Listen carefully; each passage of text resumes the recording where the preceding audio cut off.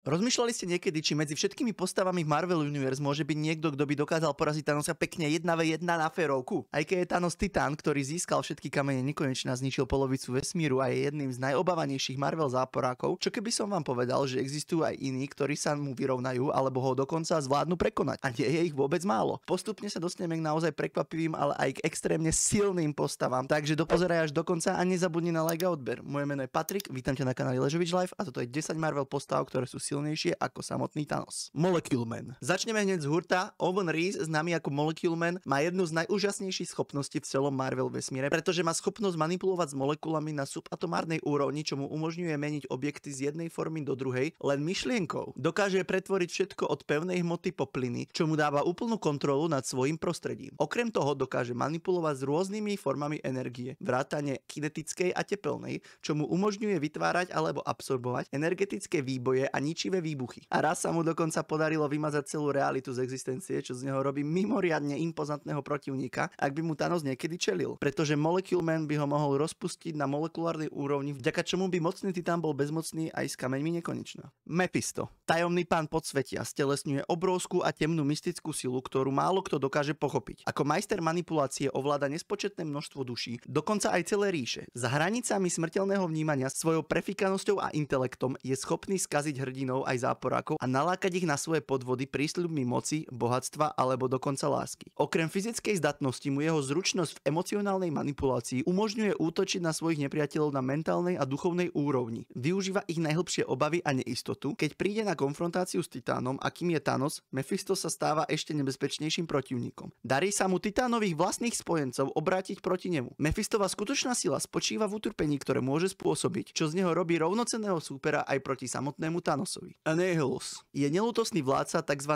Negatívnej zóny. Plánujem o tomto mieste natočiť video, tak tam hoď odber, aby si to nezmeškal. Annihilus má silu, s ktorou treba počítať. Ovláda kozmickú riadiacu tyč, má moc súperiť aj s tými najmocnejšími bytostiami vrátane samotného Thanosa. Táto tyč zvyšuje jeho schopnosti, ktoré mu umožňujú manipulovať s energiou a hmotou vo veľkej presnosti. Annihilus velí obrovským armádam desivých príšer, ktoré používa ako pešiakov vo svojom neúnavnom úsilí o moc a dominanciu. Jeho armády nie sú len ukážkou hrubej sily, ale sú strategickými nástrojmi v jeho prepracovanom pláne. Má aj regeneračné schopnosti a tie z neho robia takmer stálu hrozbu, pretože sa dokáže zotaviť takmer zo všetkých zranení a je posadnutý tým, aby žil čo najdlhšie. Táto posadnutosť prežitím ho nutí hľadať a eliminovať akékoľvek vnímané hrozby, čo z neho robí neúnavného prenasledovateľa Thanosa, čo ho ale robí obzvlášť nebezpečným, je jeho strategické uvažovanie. Titana už dokázal raz aj premôcť, presne vďaka využívaniu prefikanej taktiky a obrovskému počtu pešiakov v jeho armáde. Magnus je zlomyselná pravá ruka Adama Warlocka, stelesňuje jedinečnú zmes mystických a kozmických síl, ktoré ho povyšujú medzi najnebezpečnejších zloduchov v celom vesmíre so svojou schopnosťou manipulovať samotnou realitou. Môže pretvárať samotnú štruktúru existencie, meniť vnímanie a dokonca ohýbať zákony fyziky podľa jeho vôle. To z neho robí nielen impozantného protivníka, ale aj majstra psychologického boja, pretože dokáže napadnúť a ovládnuť mysle ostatných a ľahko obrátiť spojencov proti sebe. Magnusové schopnosti sa rozširujú naprieč priestorom a časom, čo mu umožňuje prechádzať dimenziami a manipulovať s udalosťami. Zatiaľ čo Thanos, najmä keď má na rukách kamene nekonečná, je nepochybne extrémne silný, ale Magnus má podobné schopnosti aj bez týchto kameňov. Jeho motivácia je poháňaná neukojiteľnou túžbou po chaose a deštrukcii a ako bonus je takmer nezničiteľný. Dokáže sa regenerovať a odolať obrovskému poškodeniu, čo mu dodáva výraznú výhodu v akejkoľvek konfrontácii proti tomuto Titánovi. Beyonder je mimoriadne mocná bytosť pochádzajúca z dimenzie, ktorá existuje mimo nášho vesmíru, čo z neho robí jednu z najimpozantnejších entít v celom Marvel univerze, má jedinečnú schopnosť manipulovať so samotnou realitou, silou vôle ohýba zákony existencie tak, aby vyhovovali jeho túžbám. Keď sa rozhodol študovať samotný Marvel universe, zaobchádzal s jeho obyvateľmi ako s hrdinami, ale so superhrdinami ako s obyčajnými pešiakmi vo svojej veľkej hre, kde predvádzal svoju úplnú ľahostajnosť k ich životom. Ak by sa Thanos odvážil čeliť Beyonderovi, ocitol by sa v obrovskej nevýhode, pretože by mohol bez námahy prepísať samotnú realitu a vymazať Thanosa z existencie. Má schopnosť vytvoriť alebo zničiť celé vesmíry v myhnutí oka. V podstate Beyonder nie je iba záporak, ale je to sila prírody, ktorá presahuje naše chápanie, vďaka čomu je akákoľvek konfrontácia s Thanosom pre neho úplne jednoduchá. Living Tribunal je kozmická entita s nepredstaviteľnou silou, ktorá sa venuje udržiavaniu rovnováhy a poriadku v celom multiverze. Táto nestranná a všemohúca sila slúži ako sudca schopný posudzovať činy akejkoľvek bytosti vo vesmíre bez ohľadu na jej silu alebo postavenie. Living Tribunal funguje na úrovni ďaleko presahujúcej aj tých najhrozivejších bytostí v celom vesmíre vesmíre vrátane Thanosa, ak by sa Titán pokúsil narušiť jemnú štruktúru vesmíru, Living Tribunál má autoritu a moc vždy zasiahnuť. Vždy rozhodne vo chvíľach nerovnováhy, dokáže uzákoniť rýchly rozsudok schopný zničiť Thanosa iba myšlienkou. Jeho schopnosti prekračujú hranice kameňov nekonečna, Living Tribunál stelesňuje princípy spravodlivosti a rovnováhy. Funguje podľa vyššieho morálneho kodexu, ktorý zabezpečuje,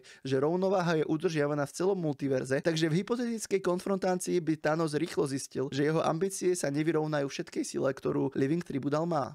Dark Phoenix. Stelesnenie kozmickej entity známe ako Dark Phoenix sa stáva takmer nezastaviteľnou silou, hlavne keď má ako hostiteľa Jay Greyovú. Túto postavu môžete poznať aj z X-Men filmov s rovnakým názvom Dark Phoenix. Táto jej forma, ktorá prekračuje hranice schopnosti obyčajného superhrdinu, má schopnosti, ktoré popierajú samotné fyzikálne zákony. Spojenie, ktoré zdieľa s Jenny, exponenciálne zosilňuje jej schopnosti, čo z nej robí katastrofickú hrozbu pre každého, nielen pre Titána. Dark Phoenix dokáže manipulovať s hmotou a energiou v nepredstaviteľnom rozsahu. Ďalej ohýbať realitu podľa svojej vôle a má schopnosť pohltiť celé vesmíry, zhasínať hviezdy a ničiť reality. Tento veľmi ničivý potenciál znamená, že Thanos aj so všetkou svojou silou a intelektom sa ocitne v značnej nevýhode pri vzájomnej konfrontácii, takže ak by sa Thanos niekedy stretol v súboji s Dark Phoenixom, rýchlo by si uvedomil, že to je bitka, ktorú nemôže vyhrať. Kang dobyvateľ nie je obmedzený len na jednu časovú os, ale dokáže cestovať naprieč všetkými časovými osami, vďaka čomu je jedným z najhrozivejších nepriateľov v celom multiverze. Cestovanie v čase mu umožňuje prechádzať rozsiahlou tapisériou histórie a vytvárať alternatívnu realitu na rozdiel od Thanosa, ktorý sa spolieha na hrubú silu a silu kameňov nekonečná. Kong má jedinečnú strategickú výhodu, schopnosť zmeniť históriu tak, aby vyhovovala jeho vlastným ambíciám, môže pretvárať minulé udalosti manipuláciou s časovou osou, aby zabezpečil, že výsledky budú v súlade s jeho túžbami. Čo robí Kanga obzvlášť nebezpečným, je množstvo verzií seba samého. Každá verzia má v sebe vedomosti tej istej prefikanej mysle, ale každá s jedinečnými skúsenosťami a stratégiami. Toto znamená, že bez ohľadu na to, aký šikovný alebo mocný môže byť Thanos, čeli takmer nekonečnému množstvu nepriateľov, ktorí zdieľajú Kangov intelekt a bezohľadnosť. Každé stretnutie môže priniesť iný výsledok, ktorý Thanosa prinúti neustále sa prispôsobovať Kangovým nelútostným útokom v priebehu času. Galactus, známy ako požierač svetov, stelesňuje prvotnú kozmickú silu, ktorá pôsobí v mierke za hranicami smrteľného chápania. Táto entita si udržiava svoju nesmiernu silu tým, že pohltí celé planéty, čo z neho robí jednu z najimpozantnejších bytostí vo vesmíre. Fyzicky veľký Galactus nie je hrozbou len kvôli svojej veľkosti a sile, ale má kozmické schopnosti, ktoré mu umožňujú manipulovať s energiou a hmotou spôsobmi, ktoré sú v rozpore so zákonmi prírody. Jeho samotná existencia ale formuje rovnováhu vesmíru, vďaka čomu je nevyhnutný, no zároveň desivý. Ak by sa Thanos postavil Galactusovi, čelil by protivníkovi, ktorý sa nepodobá nikomu inému. Schopnosť Galactusa manipulovať s energiou v nepredstaviteľných mierkach znamená, že dokáže rozpútať energetické výbuchy dostatočne silné na to, aby vyhladil celé hviezdne systémy a vďaka jeho regeneračným schopnostiam je mimoriadne ťažké ho poraziť. Galactus je pripomienkou toho, že v tejto Marvel hierarchii niektoré sily jednoducho zatienia aj tých najobávanejších záporákov, ako je Thanos.